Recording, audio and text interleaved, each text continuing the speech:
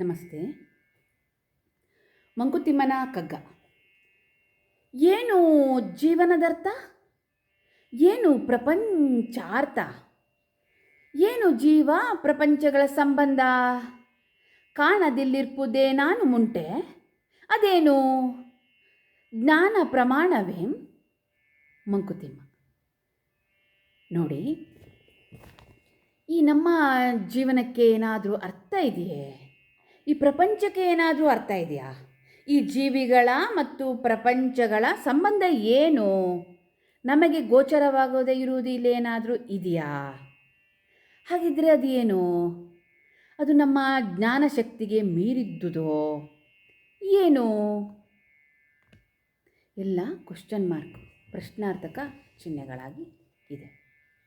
ನೋಡಿ, ಅಲ್ಪ ಸ್ವಲ್ಪ ವಿಚಾರ ಮಾಡುವವರು ಕೂಡ ಈ ರೀತಿಯ ಅನೇಕ ಪ್ರಶ್ನೆಗಳು ತಮ್ಮಲ್ಲಿ ತಾವೇ ಕೇಳ್ಕೊಳ್ತಾ ಇರ್ತಾರೆ.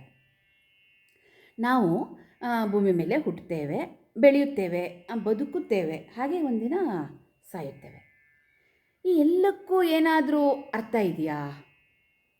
ನಾವಿಲ್ಲಿ ಇರುವಾಗ ಜೀವನದಲ್ಲಿ ಜ್ಞಾನದ ಜೊತೆಯಲ್ಲಿ ಪ್ರೀತಿ, ಪ್ರೇಮ, ಕೋಪ, ದ್ವೇಷ, ಅಸೂಯೆ, ಅನುರಾಗ ಮುಂತಾದ ಹಲವಾರು ಭಾವನೆಗಳನ್ನು ಬೆಳೆಸ್ಕೊಳ್ತೇವೆ.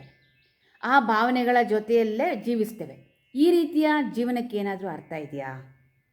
ವಾಸ್ತವ ಬದುಕಿಗೆ ಮಾತ್ರ ವಾಸ್ತವ ಕಾರಣವೋ, ಅಥವಾ ನಮ್ಮ ಕಣ್ಣಿಗೆ ಕಾಣದೆ ಯಾವುದಾದ್ರೂ ಈ ಎಲ್ಲವನ್ನು ನಿಯಂತ್ರಿಸುವಂತಹ ಬೇರೆ ಶಕ್ತಿ ಇದೆಯೋ? ಇದ್ದರೆ ಅದರ ಸ್ವರೂಪನಾದರೂ ಏನು? ಮತ್ತು ಅದರ ಕಾರ್ಯವೈಖರಿ ಏನು? ಎಲ್ಲ ಒಂದು ವಿಚಾರವಂತರಿಗೆ ಬರುವಂತಹ ಸಂದೇಹಗಳು ಆಗಿವೆ. ಪ್ರತಿ ಜೀವಿಯು ಹುಟ್ಟು ಹೇಗಾಗುತ್ತದೆ ಅನ್ನೋದು ಭೌತಿಕ ಕಾರಣವು ಎಲ್ಲರಿಗೂ ಗೊತ್ತು. ಆದರೆ ಈ ಭೌತಿಕ ಕಾರಣ ಅಲ್ಲದೆ ಬೇರೆ ಏನಾದರೂ ಕಾರಣ ಇದೆಯಾ? ಆ ಕಾರಣವೇ ನಮ್ಮ ಪ್ರತಿ ನಿಮಿಷದ ಕಾರ್ಯಗಳನ್ನು ನಿಯಂತ್ರಿಸುತ್ತದೆಯೇ? ಹೀಗೆ ಸಹಜವಾಗಿ ಅನೇಕ ಪ್ರಶ್ನೆಗಳು ನಮ್ಮಲ್ಲಿ ಮೂಡುತ್ತವೆ. ನಮ್ಮ ಭಾರತೀಯ ಸಿದ್ಧಾಂತದ ಪ್ರಕಾರ ಪ್ರತಿ ಜೀವಿಯು ಒಂದು ಪೂರ್ವ ನಿಯೋಜಿತ ಕಾರಣಕ್ಕಾಗಿ ಜನಿಸಿ ಮತ್ತು ಪೂರ್ವ ನಿಯೋಜಿತ ಕರ್ಮದಲ್ಲಿಯೇ ತನ್ನ ಜೀವನವನ್ನು ನಡೆಸುತ್ತದೆ ಅಂತ ಹೇಳ್ತಾರೆ. ಹಾಗಿದ್ದರೆ ಆ ಕಾರಣದ ಮೂಲ ಏನು? ಆ ಕಾರಣಕ್ಕೆ ಕಾರಣ ಯಾರು? ಇವೆಲ್ಲ ಒಂದು ಕ್ಲಿಷ್ಟಕರವಾದ ಪ್ರಶ್ನೆ.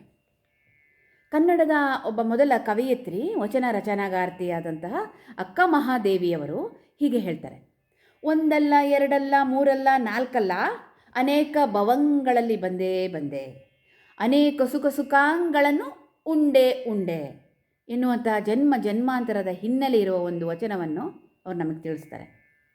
ಆ ಕಾರಣಕ್ಕಾಗಿ ನಮ್ಮ ಋಷಿಮುನಿಗಳು ಕೂಡ ಈ ರೀತಿಯ ಪ್ರಶ್ನೆಗಳಿಗೆ ಉತ್ತರವನ್ನು ಕಾಣಲು ಅವರೇನು ಮಾಡಿದ್ದಾರೆ ಅಂದರೆ, ಮಾಡಿದ್ದ ಒಂದು ಪ್ರಯತ್ನದ ಫಲವು ಈ ಭಾರತೀಯ ವೇದಶಾಸ್ತ್ರಗಳು, ಉಪನಿಷತ್ತುಗಳು, ಶರಣರ ವಚನಗಳು, ದಾರ್ಶನಿಕರ ಚಿಂತನೆಗಳು, ಹೀಗೆ ಎಲ್ಲರಲ್ಲೂ ಸಾಮಾನ್ಯವಾಗಿ ಉದ್ಭವವಾಗುವ ಮತ್ತು ಎಲ್ಲರೂ ವಿಚಾರ ಮಾಡಬಹುದಾದ ಮತ್ತು ಮಾಡಲೇಬೇಕಾದ ಸ್ವರೂಪವೇ ಈ ಮಂಕುತಿಮ್ಮನ ಕಗ್ಗ. ಈ ಕಗ್ಗದಲ್ಲಿ ಆಧ್ಯಾತ್ಮ ಸಾಧಕನ ಬದುಕಿಗೆ ಬೆಳಕನ್ನು ಚೆಲ್ಲುವಂಥ ಅನೇಕ ವಿಚಾರಧಾರೆಗಳನ್ನು ಕಗ್ಗದ ಸೂತ್ರದಲ್ಲಿ ನಮ್ಮೆಲ್ಲರಿಗೂ ಕೊಡಮಾಡಲ್ಪಟ್ಟಿದ್ದಾರೆ ನಮ್ಮ DVG ಅವರು. ಅಭೂತಪೂರ್ವ ಚಿಂತನೆಗಳನ್ನು ನಮ್ಮೆಲ್ಲರ ಮನಸ್ಸಿಗೂ, ಪ್ರತಿಯೊಂದು ವ್ಯಕ್ತಿಗೆ ಅರ್ಥವಾಗದೇ ಇರುವ ಮನಸ್ಥಿತಿಗೂ ಕೂಡ ಅರ್ಥವಾಗುವ ರೀತಿಯಲ್ಲಿ ಕಗ್ಗ ಮೂಡಿಬಂದಿರುವುದು ನಮ್ಮೆಲ್ಲರಿಗೂ ಸಂತೋಷ ತರುವಂಥ ವಿಚಾರ ಅದು. ಈ ಕಗ್ಗದ ಸೂತ್ರಗಳನ್ನು ಕೇಳುತ್ತಾ ಇದ್ದರೆ ಒಬ್ಬ ಸಾಧಕನು ತನ್ನ ಜೀವನವನ್ನು ಕೇಳ್ತಾ ಅವನು ತನ್ನ ಜೀವನವನ್ನು ನಡೆಸಿದರೆ ಅವನ ಸಾಧನೆಗೆ ಒಂದು ಒಳ್ಳೆಯ ಅರ್ಥ ಸಿಗುತ್ತದೆ ಅಂತ ಹಿರಿಯರು ಹೇಳಿದ್ದಾರೆ.